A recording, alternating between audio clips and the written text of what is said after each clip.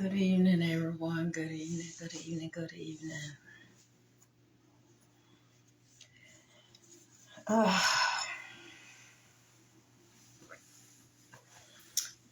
on in. Come on in.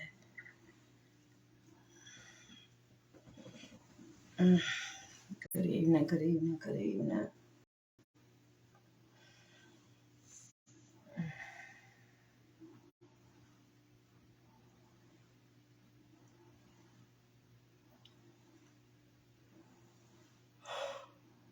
Uh, uh, uh. Good evening, everyone. Good evening. Good evening, Jay. Good evening. Hope you had a good day. Maurice, good evening. Hey, y'all, good evening, good evening. Oh, good evening, good evening. How y'all doing today? I hope y'all had a good day.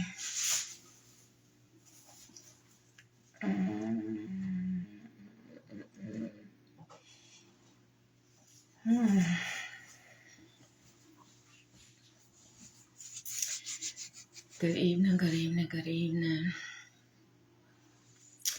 I'm just coming on really quick to share some things with you all.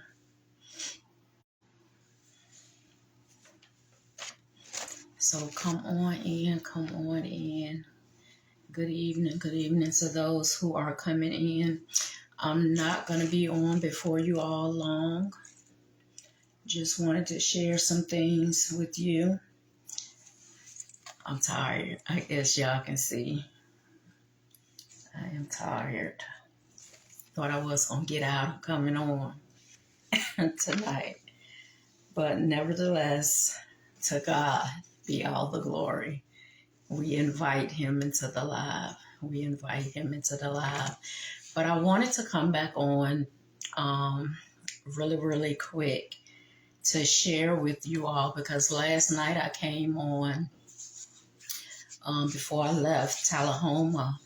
I came on and last night I was talking about some things surrounding suicide, suicide awareness, mental health. I didn't speak about mental health last night, but it's all, within the same realm, and I was talking about my own personal experience with depression and suicidal thoughts and, different things that I've had to battle, prior to me getting to this place. So I talked a little bit about that. I shared some things about, when I was on my job, and I had started to talk about, some of the supervisors, that were supervising me at that particular time that I was experiencing this thing, but I veered off, and I didn't finish saying what I was saying. So I guess some people was like, well, she didn't finish telling what happened, and so some things, I went back and took some notes, because oftentimes when I do these videos, the Lord do allow me to go back, because let me tell you, sometimes when I'm speaking, I'm hearing, what the Lord is saying, but most times, when I'm done, I go back and that's when I'm able to fully absorb, the word, that the Lord has released. Because sometimes, when people speak, you have to realize that it's not so much them, but the Lord, who is speaking through them. So that's why I have to go back because I need to see what you said, Lord, because at the time that I'm speaking, I'm just speaking, what I'm hearing, him say, but then I have to go back and I have to sit down at the table and I have to eat, and it's really good to be able to do that because you want to retain what it is that the Lord is giving you. Because, when we meet and engage with other people, then that's where we come in, and God is expecting us to pour out, what he's put in us, So that's how that's supposed to work. But when I was talking about my supervisors, when I went through that period of depression, I was telling you all that there were some of my supervisors, and everybody was like, well, she's a good worker. Like, what's going on? Because let me tell you, at that particular time that I was experiencing, this state of depression, let me tell y'all, I would get to work and leave work. I'm looking at it now. I can smile about it. It was my experience. So I can look at it now and I can smile about it. I can laugh about it and everything because I'm free from that. But at the time that I was actually walking this thing out, it wasn't funny at all. Because let me tell you, I would get to work. I was so depressed that I would get to work and I wouldn't even tell nobody that I was at work. And then, and I'll sit out there in the car for a minute, because, I was just trying to decide what I wanted to do, with what I was carrying at that time. I didn't know how to sort anything out, and so I'm sharing this with you all because, just to let you know that when you see these signs and things in other people, we have to educate ourselves so that we'll be able to help people come out of this state, of mind that they're in. And so I would get to work and I would sit out there in the parking lot and then I'm like, I don't want to be here. And I'll drive off and go back home and get in the bed. And that's where I was, in the bed. Even though I had kids, sometimes I found myself shutting the door to my room and just leaving them out there to fend for themselves, because of the place that I was in, and I could hear my kids, they'll come knocking on the door, Mom, what you doing? And I'm like, I'm laying there, I was just completely out of it. I did not want to live, in that place that I was in. And I just didn't want to be bothered at all. I just wanted to be left alone. And so, when you find people who may, and, you don't know what people are experiencing all the time, but these are some of the things that goes through a person's mind when they're experiencing, suicidal thoughts or, they want to be left alone. They really want to die. They want to. But like I said, it's a blessing, when somebody, recognize those signs and intervene. Because like I was saying last night, that's what my pastor did for me. He intervened in the process. But I wanted to come back on and share that even when I was talking about my supervisors, we have to recognize people who are willing to help. If you are someone who has experienced suicidal thoughts or depression or, recognize those people who are trying to intervene, and don't push them away. I can tell you that now because I went through it firsthand. And I had several supervisors, let me tell you, and I was trying to say before I got all off on other things that, they were trying to intervene. And I knew that, and there was a couple of my supervisors that I felt like I trusted, that I was able to sit down with and have a conversation. And let me tell you, even during the conversation, they did more of the talking because I was crying. I was just in a place, but I had supervisors. Listen, I had supervisors who went to bat for me. I should have been fired off that job because I stayed at home more than I stayed working. But I had supervisors and I'll say that I believe that God had the right people in the right place to cover me while I went through that season of my life. So recognize those people who are trying to help. If you're someone that's watching this live or who will watch this live and you're going through a period of depression or suicidal thoughts or whatever, there are people who want to help. So don't be afraid to reach out to people who are willing to help.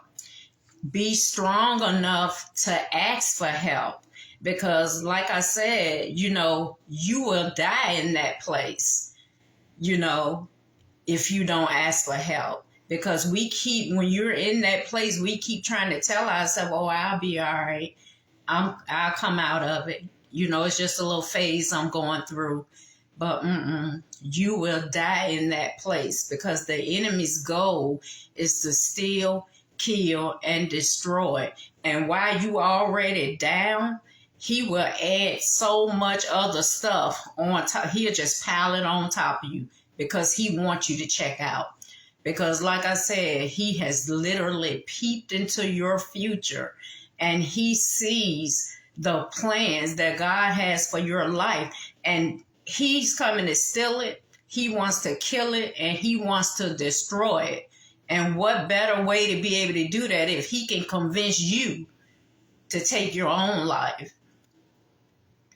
I hope I'm helping somebody. Then I said, because I wrote down some of my notes from the video. And then I said, recognize those who are willing to help, which I just said, or have offered to help. Don't push those people away. And I know, sometimes it's hard because you don't know who to trust. And, you don't want your personal business or information just floating around out there because you decided to trust somebody, and now everybody knows your business. But when you're in this state, in this place right here, that should be the last thing you worry about, because we trying to save you. We trying to help you. And sometimes other people need to know what we're experiencing, because they need to know how to come out of it. Right? So, at some point you have to be able to trust somebody. You just have to. And then I said, use the resources that are available to you. There are resources. I don't have any, to put up here. Maybe once I end this live, I'll go and see if I can find some numbers. If anybody else can do that while I'm talking, I would appreciate it.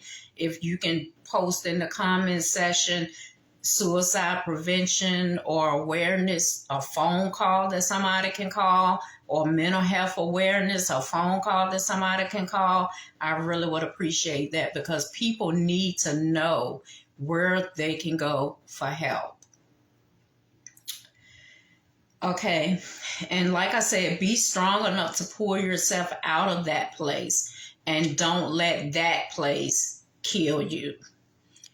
And what I mean by that is that, you have to be strong enough to take authority over your thoughts, over the things that's coming to your mind. You can still choose, even in that place, you can still choose to think on other things. And that's why the word tells us, whatsoever things are true, whatsoever things are lovely, whatsoever things are of a good report, if there be any virtue, if there be any praise, think on these things. The Bible tells us what to think on. Sometimes we have these personal issues that's going on in our life, and sometimes they can become so overwhelming that that's all we want to do. No, you do not have to think on that. Like I said, it took me losing a lot of stuff. I'm talking about a lot of stuff over the course of my life, but it did not kill me. Let it go. It is not that important. If you still living, you can start. I'd rather start from scratch than to be so overwhelmed and overcome by a situation. What? By a situation? You can have that. It ain't even worth it. Ain't worth the stress. And that's including folks. Sometimes if you need to disconnect from somebody to protect your mental health, what? That is not an option. Goodbye. Y'all better get rid of these folks that's stressing you out. Keep on trying to hold on to them. If they're not adding anything to your life, what you holding on to them for? Why? If it's somebody that's trying to pull you in a direction that you know that you don't want to go, why are we still trying to stay connected with them? Like, what kind of power do they have over you that you literally sitting there about to lose your mind because what? I love my life. Goodbye.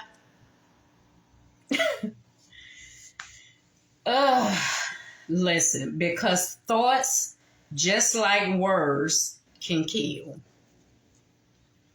You can give so much thought to a thing that it will literally push you over the edge.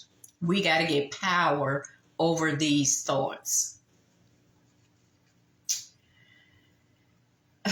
And like I shared, this is a hard video, I promise you. And like I shared last night, I felt a lot.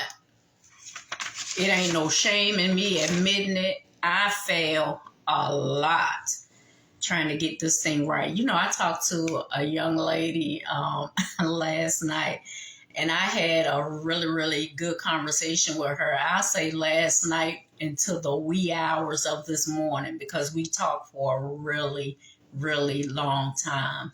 And, you know, and I was, you know, she was expressing some things to me because she was really hurt by some things that she was dealing with in her life. And, you know, she told me that she would see me come up through the scrolling, you know, while she's scrolling on Facebook, she would see me. And she said sometimes she would stop to listen, but then other times, you know, she would scroll on because she was like, ain't nowhere in the world somebody could be happy every day. And she told me this. We laughed about it. She said, because I'm looking at you and I'm like, no, she got to be faking. Because how do you, like, how?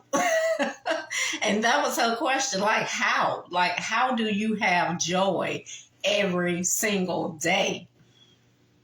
And you know what my response was? I paid for this. This smile, I paid for this. Like I said, there is a cost to discipleship. You know, and after all that I went through to get here, do you think that I'm going to let somebody come in here and steal it? The devil is a lie. I will not let anybody or anything come in here and disrupt this joy that I have. No. We like to say the world didn't give it. And guess what? The world or nothing in the world will take it away from me. Because let's go. You got to go. Because I worked too hard for this right here. And I really enjoyed talking to her last night. Y'all can't let nobody steal your joy. And the last thing that I wrote on this piece of paper is that faith produced the results in my life. And that is my conclusion. Faith produced results in my life. But, you know, it was nothing that I did alone. Because remember, I told you that if it had not been for my pastor who continued to come and speak faith to me, you know, he was speaking to me, to that place in me. You know, he was speaking the word to that place in me. And the more he came and the more he spoke faith to me, it was chipping away at those stony places in my heart that I felt like I couldn't open up and let nobody into. You know, because everybody that I was connected to, it seemed like just hurt me. You know, didn't care nothing about my feelings. Didn't care nothing about me loving them or walk right over top of me, step over top of me and leave me there to fend for myself. Didn't care whether I lived or died. You know, and so here come a person that's bringing help, that's providing help. And now I'm looking at him like, you gonna be like the rest of them? That's gonna just leave me here to die? You know, so I wasn't too, you know, when Pastor first started coming, like I said, I'm sitting there like, you know, I'm hearing what he's saying. You know, I'm hearing some things that he's saying, but really I'm just tuning him out because of where I am in my mind. You know, he had to turn down everything that the devil was trying to do. Let me tell you, my pastor went to battle. He went to battle because he knew what the enemy was trying to plant. He knew what seeds the enemy was trying to plant in my mind. But that word, he kept coming through there with that word. And, you know, and I'm sitting there, you know, I'm just crying. I'm in my place and I can't see. You know, I'm blinded by what I'm dealing with. So I can't see what he's saying, but he never stopped coming. He never stopped coming until I got a breakthrough. And now I'm able to testify and tell somebody else how I got out of that. If it had not been for the Lord who was on my side, where would I be? I'm just so grateful to God, you know, that he saved me, you know, that he delivered me, that he set me here to be able to tell somebody else how to get free from stuff in this world. We got to stop attaching ourselves. You know, we so attachful. Is that a word? We so attachful. You know, you hear people say, I love hard. Stop attaching yourself to folks and stuff. You know, you saying you love hard, that ain't nothing to be proud of. I was like that. Talk about something I love hard. And every time I said it was that much harder for me to come out of some mess. We got to be careful what we're saying out of our mouth. Words have power, people. I promise you. Words have power. So I hope that this helps somebody. I really do. Like I said, if you are a person who may be watching this video and you're experiencing any kind of suicidal thoughts or depression or sadness, feeling overwhelmed, anxiety, I don't care what it is. You have the power to speak out of your mouth and deliver yourself out of that situation. And like I said, if it's a situation that's stressing you out to the point that you sitting there and you thinking and you contemplating, that thing gotta go. It gotta go. We not playing with the devil in this season. We are not playing with him in this season. The word is here for a reason. Put the word on these situations. I have to tell my boys that all the time when they call me and Mom, what I need to do, what the word say. That's going to be my answer. What does the word say? Because you know the word. You know the word. We have to start applying the principles of faith to our life. It's one thing to know it. It's another thing to do it. You got to do what you know. Because that, doing what you know, produces the results that you are seeking. I promise you. Just like Jesus, it is written. Every time the enemy came, it is written. It is written. It is written. It is written. I don't care how many times you got to tell yourself that. It is written. We need to start fighting with the word. It is written. We got to start killing the stuff at the root. My pastor said, put the axe to the root. You know, if you come to me and you say, well, I got an issue, you know, with this, or I need you to help me to get, I'm going for the root of the problem. Because like I said the other day when I was doing one of these lives, if you go out there and cut the grass and it rain, you know, what the grass going to be looking like? It's going to grow back, right? So we want to make sure that we cutting this stuff down at the root, because we don't need 5 years later to be looking at this thing again. We going to get rid of it once and for all. Okay, but I just wanted to come back on and say that, because after going back and watching the video that I did, I wanted to make it clear to you all that you have to trust somebody.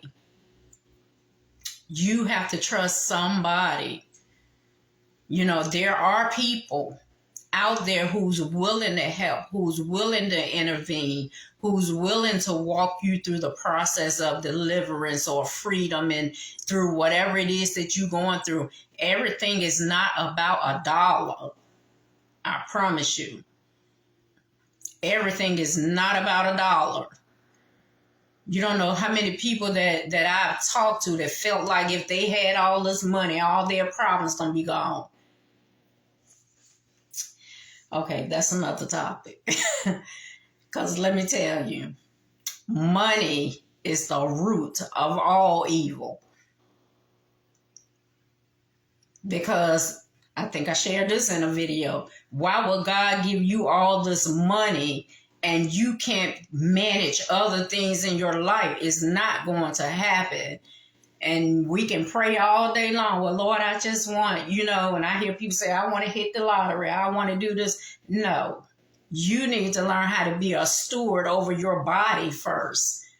Let's do first things first. If you can't govern your own body, why the Lord gonna give you all this money?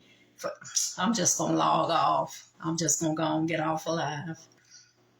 I mean, make it make sense. God is not that kind of God. He is a God of order.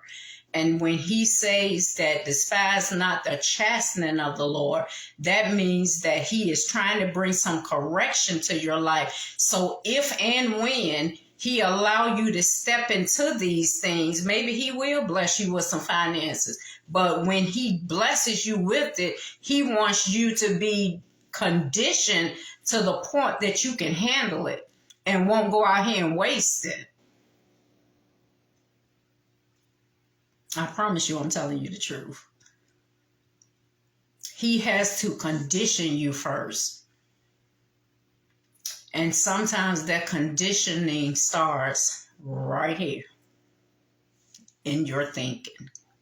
How you thinking about it, how you looking at it. All of that plays a part in how you will govern it. But anyway, I just wanted to come on and share that. I'm really, really tired. I am. But peace and blessings to you all. Thank you for everyone who came into the live. I hope that this helps you. I hope that you will share it, because you never know who is going through what, who is experiencing what. And, you know, the guy Twitch, you know, I didn't know him or anything because I don't watch a lot of TV. But to see somebody post and said this was him 24 hours, like, what? Is that the same person? Because he was dancing and looking like he was just happy. And how?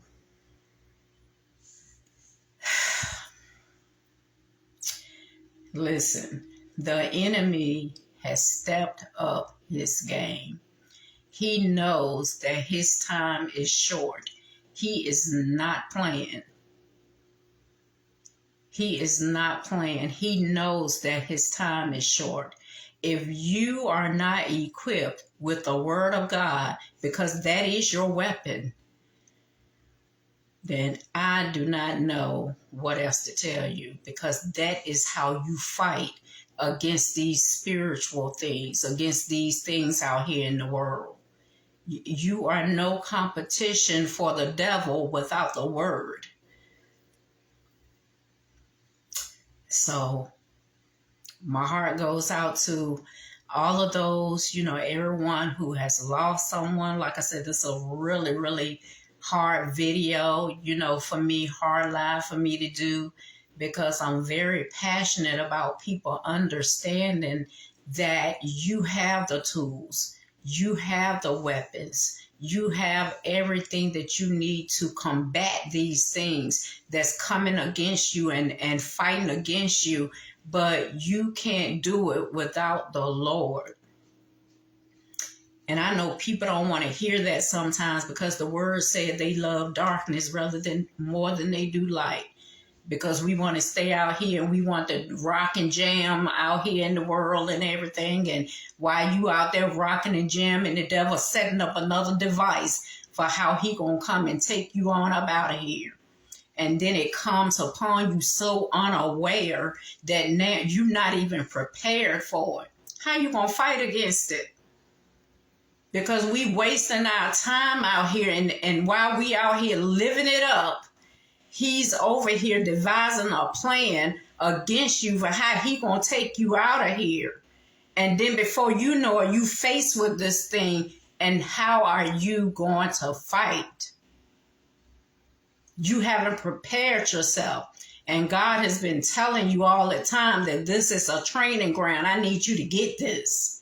Because I can see 5 years down the road, I see what's coming. I'm trying to prepare you, but you're not paying attention because you're looking at all this other stuff out here in the world, and you think that you're living your best life, but I want to know, how can you do that without me?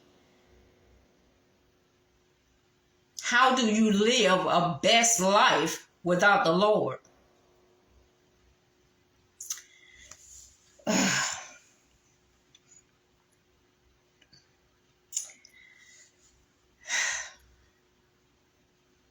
I just want us to be ready.